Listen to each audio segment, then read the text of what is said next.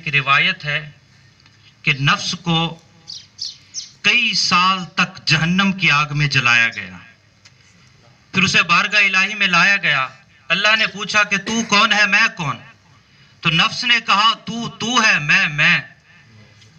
پھر دوبارہ اس نفس کو ایک عرصہ تک جہنم کی آگ میں جلایا گیا، پھر اسے بارگاہ الہی میں لایا گیا۔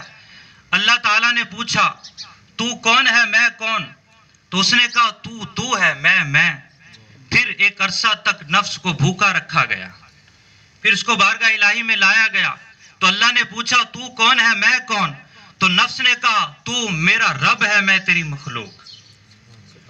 بھوکا رہنے تک اس کو جب بھوکا رکھا گیا، خواہشات سے، کھانے پینے کی آرزوؤں سے دور کیا گیا، پھر نفس کی اصلاح ہوئی۔ نفس اور روح کو بعض علماء نے مترادف قرار دیا کہ نفس اور روح ایک ہی چیز ہے، جس کو ضمیر بھی کہتے ہیں۔ اور نفس کی اقسام تو قرآن میں جو 3 اقسام ہیں وہ سبھی جانتے ہیں، بعض صوفیاء نے تو 7 قسمیں بھی اس کی بیان فرمائے، لیکن جو مشہور و معروف ہے وہ نفس کی 3 اقسام، نفس امارہ، نفس لوامہ اور نفس مطمئنہ۔ نفس امارہ جس کا 13ویں پارے کے اندر بھی ذکر موجود ہے ابتدا میں، کہ نفس امارہ جو ہے یہ برائی کا حکم دیتا ہے، انسان کو معصیت میں مبتلا کرتا ہے، اللہ کی نافرمانی کی طرف لے کر جاتا ہے۔ انتہائی غلیظ اور کم ترین نفس کی یہ قسم ہے، یہ کبھی بھی نیکی کا مشورہ نہیں دے گا، کبھی بھی اطاعت الہی کا مشورہ نہیں دے گا۔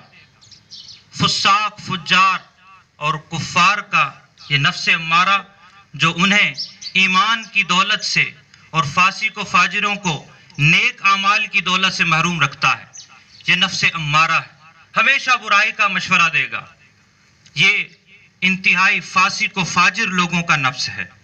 اس کے بعد نفس کی دوسری قسم نفس لوامہ، یہ نفس لوامہ جھنجھوڑنے والا، انسان کو گناہ کرنے کے بعد ملامت کرنے والا نفس ہے کہ انسان تو اس رب کی نافرمانی کر رہا ہے جس نے تجھے بے شمار نعمتوں سے نوازا، کہ جو کھانے پینے کی نعمتوں سے نوازتا ہے، آنکھ سے دیکھنا بھی نعمت، کان سے سننا بھی نعمت، چلنا بھی نعمت اور محسوس کرنا بھی نعمت۔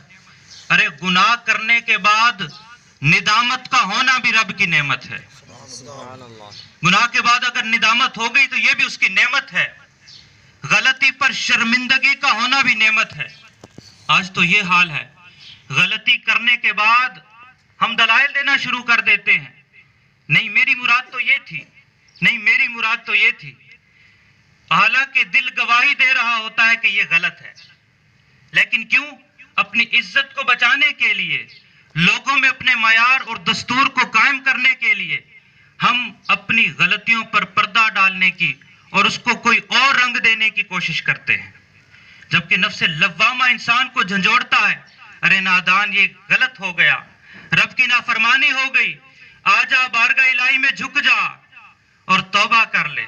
التائب من الذنب کمن لا ذنب لہ، کہ گناہوں سے توبہ کرنے والا ایسا ہوتا ہے گویا اس نے گناہ کیا ہی نہیں، لیکن شرط کیا ہے؟ توبہ کر لے۔ اور یہ نفس لوامہ جھنجھوڑ کر انسان کو توبہ کی طرف لے کر آتا ہے۔ یہ بھی رب کا انعام ہے کہ انسان گناہ کرنے کے بعد توبہ کر لیتا ہے، توبہ کی توفیق مل جانا بھی اس کا کرم ہے۔